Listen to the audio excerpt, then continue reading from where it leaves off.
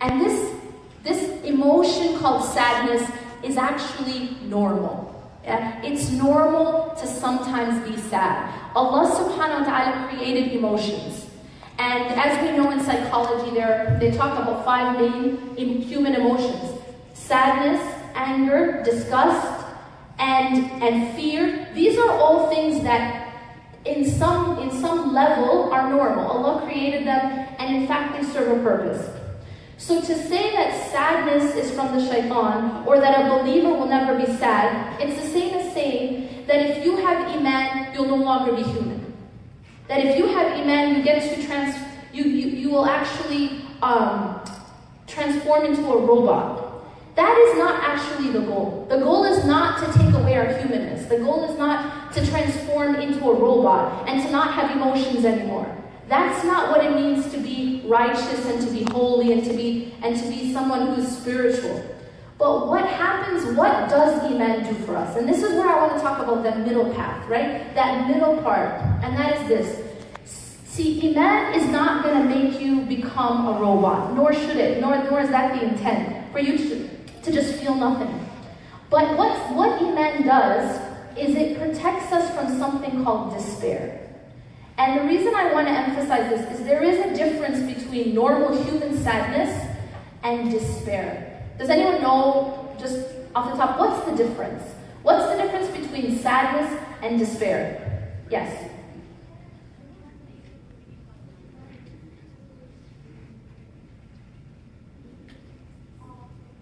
Perfect definition, absolutely. She said, despair is when you start to lose all hope. That's exactly it. See, when a person is sad, they may be suffering, they may be grieving, they may be missing something that was lost. The Prophet ﷺ felt sadness.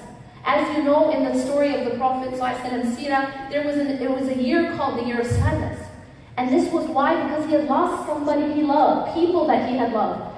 And it is normal for a human being to feel sadness when they lose what they love. So sadness isn't the issue. Yeah? But, and this is the key, and this is where we can say that iman gives us a power. And that is that even while a believer is sad, even while a believer is grieving, a believer has iman, and it is iman that keeps them from, as the sister said, losing all hope.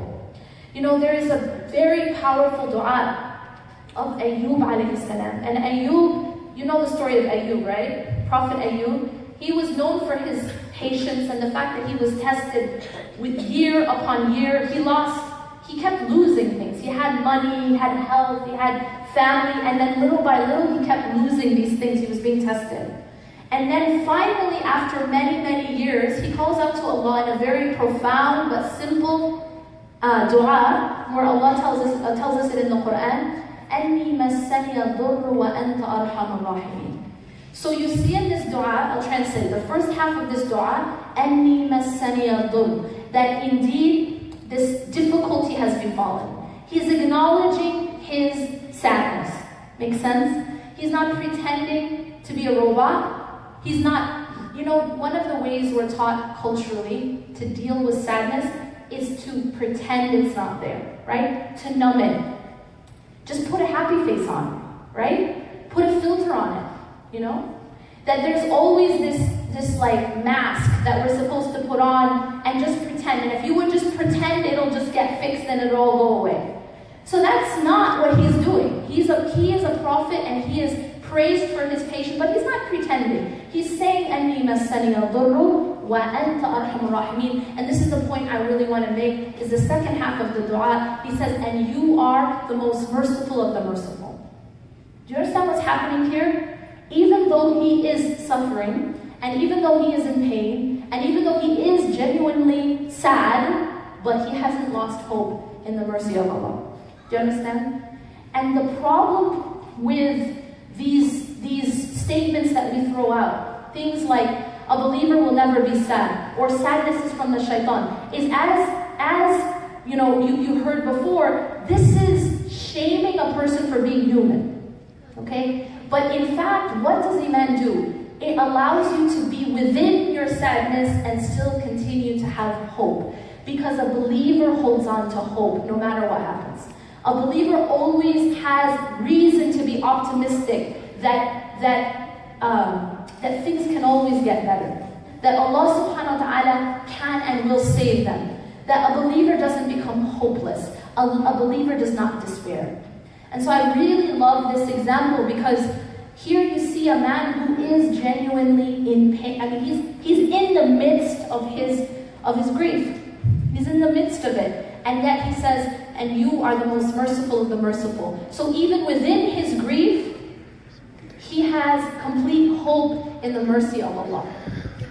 That is what Iman does for you. Iman will not turn you into a robot. I can't tell you that you will no longer feel any emotion anymore if you have Iman. But what Iman does is it gives you the ability to withstand your storms and continue to have hope that tomorrow the sun will rise. And I'll just give you this example and then I'll end with something practical that you can take home, okay? Once it's Maghrib time, the sun sets, when you walk outside, is it going to be light or dark?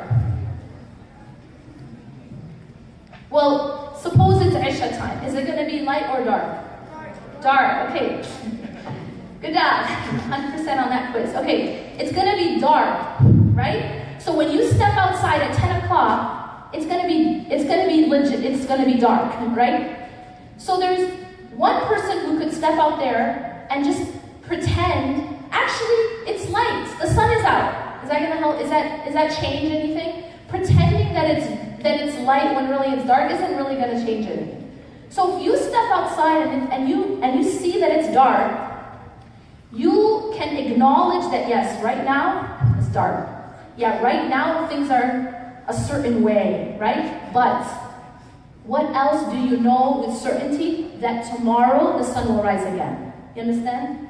This is Rabbana. This is the dua of Ayyub alayhi salam. Anni massani ad-durru wa anta arhamur rahimin. Yes, it's dark right now. Difficulty has befallen me.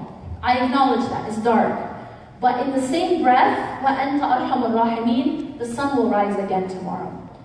The problem is when a person loses hope in the sun rising again. Does that make sense? That a person steps outside and says it's dark right now, and it will always be dark.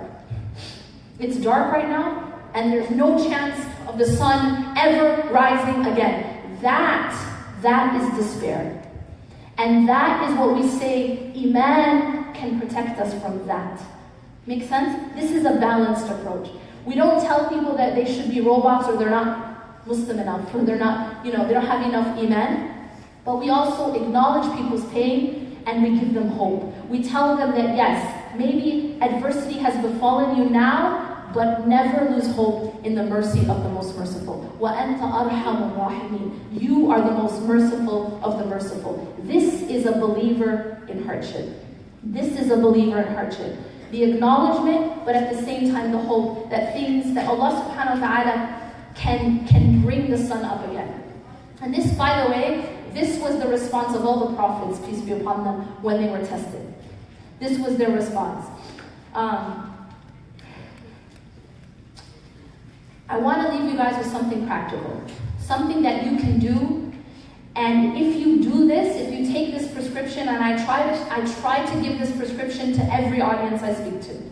Because I believe that it is life-changing and life-saving. Okay, so I want to give you this as well, and inshallah I hope that it can change your life as it did my own and many people that I've observed. One of the things that we've done, I believe, as a community is we've neglected certain essentials, and I believe that's a big part of why we're suffering. Okay, and I'll tell you what that is. We talk a lot about different solutions. We talk a lot about this strategy and that strategy, let's do this. But there's something I think we've neglected with this, which is absolutely essential. And that is the remembrance of Allah and establishing the remembrance of Allah in our daily routine and in our daily life. And because we've neglected that, a lot of us are walking around like a person who is deficient in oxygen. You know what happens to a body when it's deficient of oxygen? Well, when it's a little deficient, it doesn't die right away, but it will suffer. Understand? And I believe that that's what we're going through as an ummah, is we're suffering from the deficiency of that oxygen because we don't have these things established in our life in the remembrance of Allah. So I'm going to just give you guys 3 things. Everybody ready? Number 1, the very foundation of this oxygen is our salah. So the salah is number 1. A person can never be healthy if they're not breathing. They will never, no doctor in the world can tell you, hey, do this, take this medicine, do this exercise, and you'll be healthy even if you're not breathing, right? You have to breathe to stay alive and to be healthy.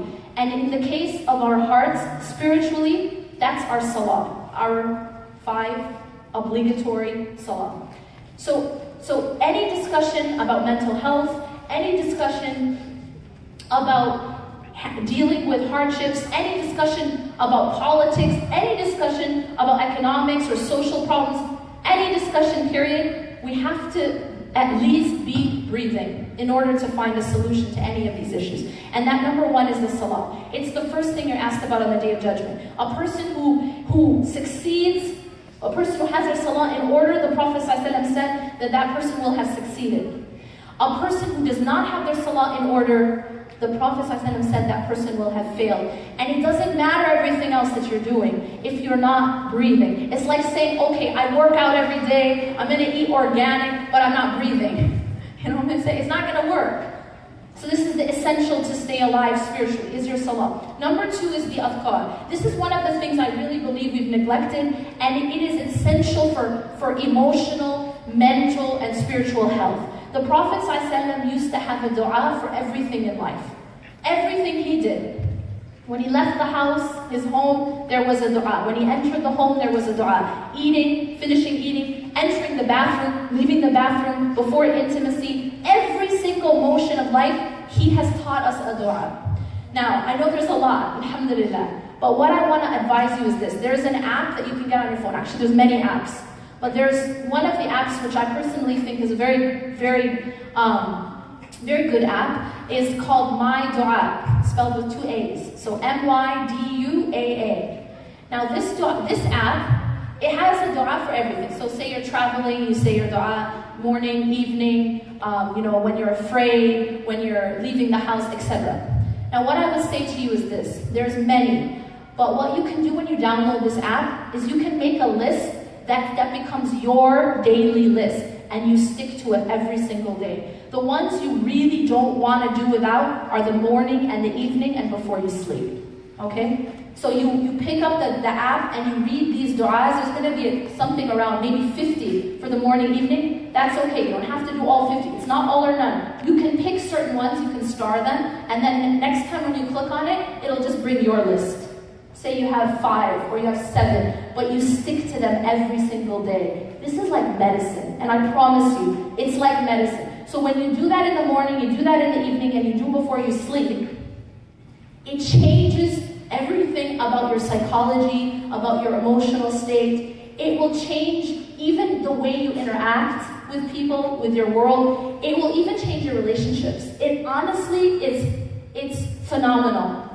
It's revolutionary. It transforms you mentally, psychologically, and spiritually. So this is something I highly, highly recommend to hold on to. Okay? And then lastly, number 3 is the Quran. I know we, alhamdulillah, in Ramadan, we were very connected to the Quran. Everyone is, right?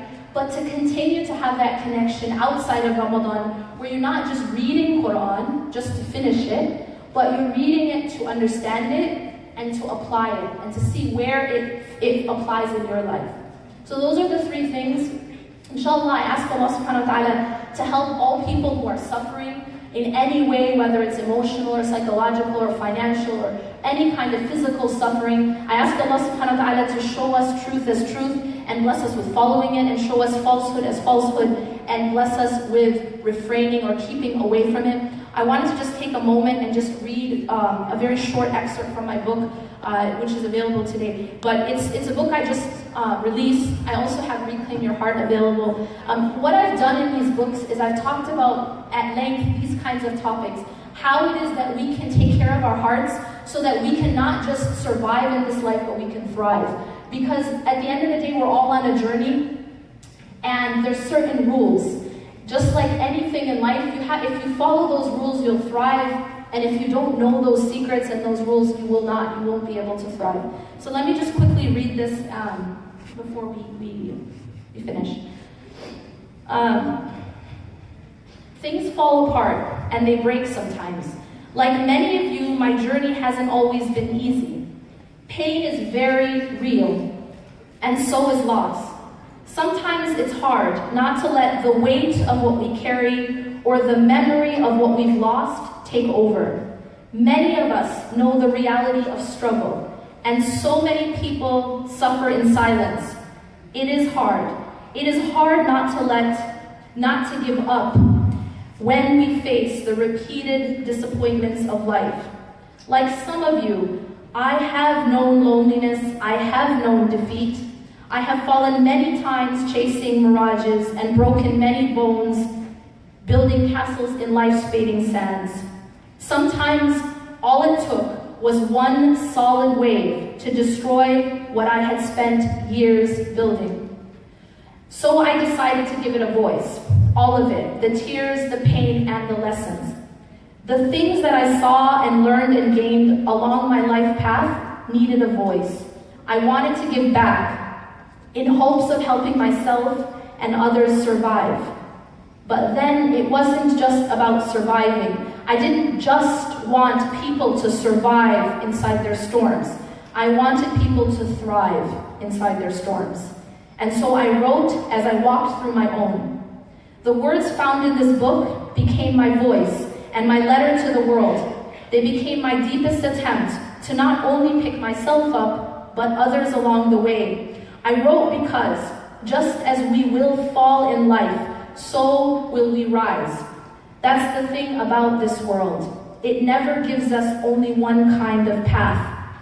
There is pain, yes, and loss, and even darkness. But there is also light, there is hope, there is beauty, and there is also love and happiness. Jazakallah khair. Assalamu alaikum.